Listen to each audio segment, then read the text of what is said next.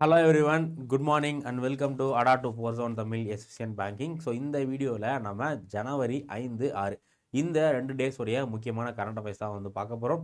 So ஃபஸ்ட்லேருந்து last வரை பாருங்கள். ஸோ இதில் நிறையா முக்கியமான டாபிக்ஸ் வந்து பார்க்க போகிறோம். ஸோ செஷனுக்குள்ள வந்து போயிடலாம். ஸோ அதுக்கு முன்னாடி நீங்கள் நம்மளோட அடா டு ஃபோர் ஜோன் ஆப் டவுன்லோட் பண்ணல அப்படின்னா டிஸ்கிரிப்ஷன் லிங்க் இருக்குது, டவுன்லோட் பண்ணிக்கோங்க. ஸோ இன்றைக்கி என்னோட ஃப்ரீ கிளாஸ் ஆப்பில் பார்த்தீங்க அப்படின்னா 12 மணிக்கு இருக்குது. ஸோ எல்லாருமே வந்து மிஸ் பண்ணாமல் ஜாயின் பண்ணுங்கள். ஸோ இன்றைக்கான டாபிக் வந்து போயிடலாம். ஸோ இன்றைக்கான முதல் டாபிக் என்ன அப்படின்னா, நம்மளுடைய பிரதமர் நரேந்திர மோடி அவர்கள் கிராமின் பாரத் மஹோத்சவ் 2025 கிராமின் பாரத் மஹோத்சவ் 2025 அப்படிங்கிற இந்த ஒரு முக்கியமான ஈவெண்ட்டை லான்ச் பண்ணியிருக்காரு. கிராமின் பாரத் மஹோத்சவ் அப்படிங்கிற இந்த ஈவெண்ட்டை. ஸோ இந்த ஈவெண்ட்டில் என்ன பண்ணுறாங்க அப்படின்னு பார்த்தீங்கன்னா, இந்தியாவுடைய ரூரல் டெவலப்மெண்ட்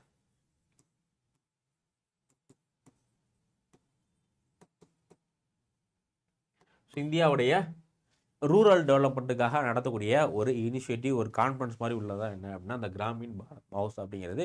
ஸோ இதில் கிராமத்தை எப்படி டெவலப் பண்ணுறது, கிராமங்கள் எப்படி இன்ஃப்ராஸ்ட்ரக்சர் கொண்டு வர்றது, அதேமாதிரி கிராமங்களில் செல்ஃப் ரிலையன்ஸ் தண்ணீரை வாங்குறது எப்படி, இந்த மாதிரி A to Z ஓவராலாக ரூரல் ஒரு கிராமத்தை எப்படி வந்து ஹோலிஸ்டிக்காக டெவலப் பண்ணுறது அப்படிங்கிறத பற்றி ஒரு டிஸ்கஷன் தான் வந்து இந்த கிராமின் பாரத் மஹோத்சவ் அப்படிங்கிற இந்த ஈவெண்ட்டில் கண்டக்ட் பண்ணுறாங்க. ஸோ இது 2025 ஈவெண்ட் வந்து நியூ டெல்லியில் நடந்திருக்கு. ஸோ இதோட தீம் பார்த்தீங்க அப்படின்னா building A resilient rural India for Viksit Bharat 2047.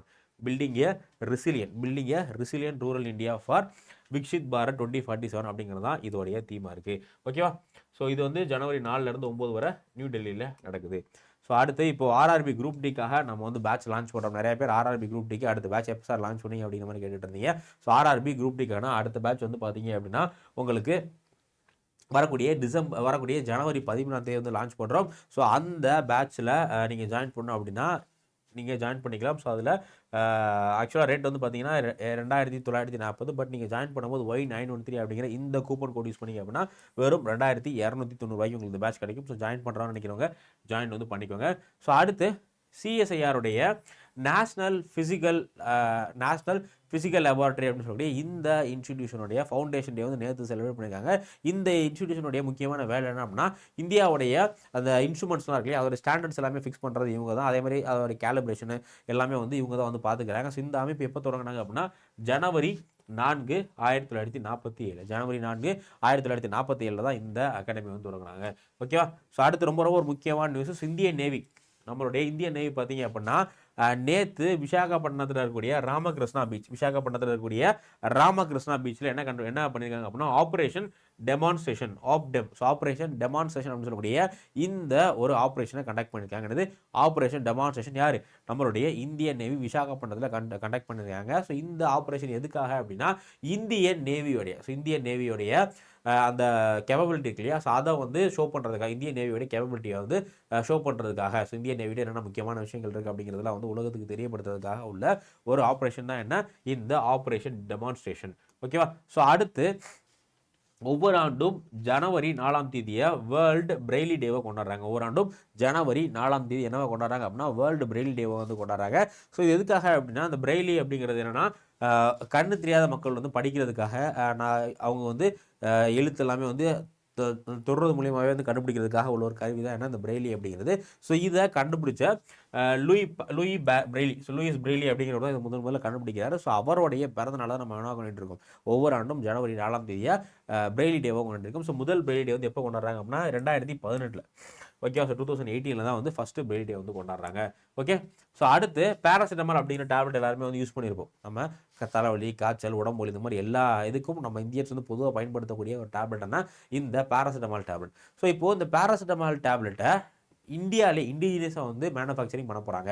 So இதுக்கு முன்னாடி இந்த பேராசிட்டமால் டேப்லெட் வந்து நம்ம ஃபாரின்லேருந்து அதிகமாக வந்து வாங்கிட்டு இருந்தோம். ஸோ இப்போது இந்தியாவிலே மேனுஃபேக்சரிங் பண்ணப்பட்ட பேராசிட்டமால் டேப்லெட்டை சிஎஸ்ஐஆர் வந்து அறிமுகப்படுத்துகிறாங்க. ஸோ இந்த பேராசிட்டமால் டேப்லெட்டை யார் வந்து மேனுஃபேக்சரிங் பண்ணுறா அப்படின்னா கர்நாடகாவில் உள்ள சத்யதீப்தா ஃபார்மாசூட்டிக்கல் லிமிடெட். யார்? சத்யதீப்தா ஃபார்மாசூட்டிக்கல் லிமிடெட் அப்படிங்கிற இந்த கம்பெனி தான் வந்து இதை வந்து மேனுஃபேக்சரிங் பண்ண போகிறாங்க. ஓகேவா? ஸோ அடுத்து இப்போ ரீசெண்டாக நம்மளுடைய பிரதமர் நரேந்திர மோடி அவர்கள் டெல்லியோடைய ஒரு மெட்ரோ ப்ராஜெக்ட் வந்து திறந்து வச்சுருந்தாங்க. ஸோ அது மூலியமாக இந்தியா வந்து வேர்ல்டு 3rd லார்ஜஸ்ட் மெட்ரோவாக மாறிடுச்சு. வேர்ல்டு தேர்ட் லார்ஜஸ்ட் மெட்ரோ நெட்வொர்க்காக மாறிடுச்சு. இந்தியாவுடைய மெட்ரோ நெட்வொர்க் பார்த்தீங்க அப்படின்னா கிட்டத்தட்ட ஒரு 1000 கிலோமீட்டர். ஸோ 1000 கிலோமீட்டர், ஒரு 23 சிட்டி. ஸோ இந்தியாவில் இருக்கக்கூடிய 23 சிட்டி, 11 ஸ்டேட்ஸில் மெட்ரோ வந்து இருக்கு. ஸோ முதல்ல மெட்ரோ எங்கே கொண்டு வந்தாங்க அப்படின்னா 1984 1984 வந்து மெட்ரோ கொல்கட்டாவில் ஃபர்ஸ்ட் எஸ்டாப்ளிஷ் பண்ணுறாங்க. அதுக்கப்புறம் 2002 டெல்லி, சென்னையில் பார்த்தீங்க அப்படின்னா 2015 கொண்டு வந்திருக்காங்க. ஸோ இப்போ கிட்டத்தட்ட ஒரு 11 ஸ்டேட்ஸில் மெட்ரோ ட்ரெயின் வந்து ரன் ஆகிட்டு இருக்கு. ஓகேவா? ஸோ அடுத்து நம்மளுடைய யூஎஸ் உடைய பிரசிடென்ட் ஜோ பைடன் இருக்கார் இல்லையா, அவர் ஒரு முக்கியமான அவார்டு வந்து அனௌன்ஸ் பண்ணியிருக்காரு. பிரசிடென்ட் மெடல் ஃபார் ஃப்ரீடம் அப்படிங்கிற இந்த அவார்டு வந்து யூஎஸ் கூடிய ஒரு முக்கியமான அவார்டு. யாரெல்லாம் வந்து உலகத்துடைய அமைதிக்காக, அதே மாதிரி யூஎஸ் மற்றும் உலகத்துடைய அமைதிக்காக யாரெல்லாம் போராட்டிருக்காங்களோ அவங்களுக்கு என்ன பண்ணுறாங்க, பிரசிடென்ட் மெடல் அப்படிங்கிற இந்த மெடல் வந்து கொடுக்குறாங்க. பிரசிடென்ட் மெடல் ஆஃப் ஃப்ரீடம் அப்படிங்கிற இந்த மெடல் கொடுக்குறாங்க. 2024 இந்த மெடல் பார்த்தீங்க அப்படின்னா ஒரு 19 நபர்களுக்கு கொடுத்துருக்காங்க. அதில் 2 முக்கியமான நபர் யார் அப்படின்னா Hillary Clinton. So Hillary Clinton, அதுக்கப்புறம் Lionel Messi. So Hillary Clinton, Lionel Messi அப்படிங்கிற இந்த 2 பேரை மட்டும் ஞாபகம் வச்சுக்கோங்க. ஓகே. ஸோ அடுத்து இந்தியாவுடைய ரொம்ப ஒரு முக்கியமான nuclear scientist doctor Rajagopala Chidambaram. Doctor Rajagopala Chidambaram அப்படிங்கிறவர் இந்தியாவுடைய ரொம்ப முக்கியமான நியூக்ளியர் சயின்டிஸ்ட். ஸோ இவர் இந்தியாவுடைய நியூக்ளியர் ப்ரோக்ராமில், அதே மாதிரி பார்த்தீங்க அப்படின்னா இந்தியாவுடைய நியூக்ளியர் டெஸ்ட், ப்ரோகான் நியூக்ளியர் டெஸ்ட்லாம் பங்கேற்றவர் தான் யார் அப்படின்னா இந்த டாக்டர் ராஜகோபால சிதம்பரம். இவர் இப்போ 88 வயசில் இறந்து போயிருக்காரு. ஸோ இவருடைய சேவையை பாராட்டி இவருக்கு பத்மஸ்ரீ விருது 1975 பத்மஸ்ரீ, அடுத்து பத்ம விபூஷன் 1999 வந்து கொடுத்துருக்காங்க. அது மட்டும் இல்லாமல் இந்தியாவுடைய நிறைய உயரிய பதவிகளையும் இவர் வந்து வகிச்சிருக்காரு. ஓகேவா? ஸோ அடுத்து ஆர்கியாலஜிக்கல் சர்வே ஆஃப் இந்தியா என்ன பண்ண போறாங்க அப்படின்னா தமிழ்நாட்டில் கொடும்பலூர், ஸோ கொடும்பலூர் புதுக்கோட்டை மாவட்டத்தில் கொடும்பலூர் அப்படிங்கிற ஒரு இடம் இருக்குது. அங்கே வந்து ஆர்கியாலஜிக்கல் எக்ஸ்கர்ஷன் வந்து பண்ண போகிறதா அறிவிச்சிருக்காங்க. ஸோ அடுத்து இன்னொரு முக்கியமான விஷயம், ஸோ தமிழகத்துடைய முதல்வர் மு.க. ஸ்டாலின் வந்து $1 மில்லியன் ஸோ $1 மில்லியன் வந்து பரிசு அறிவிச்சிருக்காரு. ஸோ யாருக்கு அப்படின்னா இண்டஸ் வேலி சிவிலைசேஷன் இருக்கு இல்லையா, கேள்வி ஹிஸ்டரியில் படிச்சிருப்பீங்க. இண்டஸ் வேலி சிவிலைசேஷனுடைய ஸ்கிரிப்டை யார் வந்து டெசிஃபர் பண்ணுறாங்களோ அவங்களுக்கு $1 மில்லியன் பரிசாக வழங்கப்படும் அப்படிங்கிற மாதிரி தமிழ்நாட்டுடைய முதல்வர் மு.க. ஸ்டாலின் அவர்கள் வந்து அறிவிச்சிருக்காங்க. ஸோ 1924 சர் ஜான் மார்ஷல் என்ன பண்ணுவார், இந்த இண்டஸ் வேலி சிவிலைசேஷனை பற்றி உலகத்துக்கு வந்து தெரிவிப்பார். ஸோ அவர் கண்டுபிடிச்சி ஒரு 100 ஆண்டுகள் வந்து ஆக போகுது. ஓகேங்களா? ஸோ இந்த இதில் செலிப்ரேஷனில் மு.க. ஸ்டாலின் வந்து இந்த பிரைஸ் வந்து அறிவிச்சிருக்காரு. அடுத்து ஐஐடி மெட்ராஸும் மினிஸ்ட்ரி ஆஃப் அக்ரிகல்ச்சரும் சேர்ந்து என்ன பண்ணுறாங்க அப்படின்னா விஸ்தார். ஸோ விஸ்தார் இதுக்கான எக்ஸ்பான்ஷன் வந்து virtually integrated system to assess agriculture resource.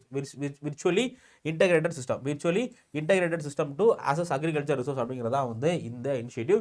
So இது வந்து நம்ம ஐஐடி மெட்ராஸும் அதுக்கப்புறமா மினிஸ்ட்ரி ஆஃப் அக்ரிகல்ச்சரும் சேர்ந்து வந்து பண்ணுறாங்க.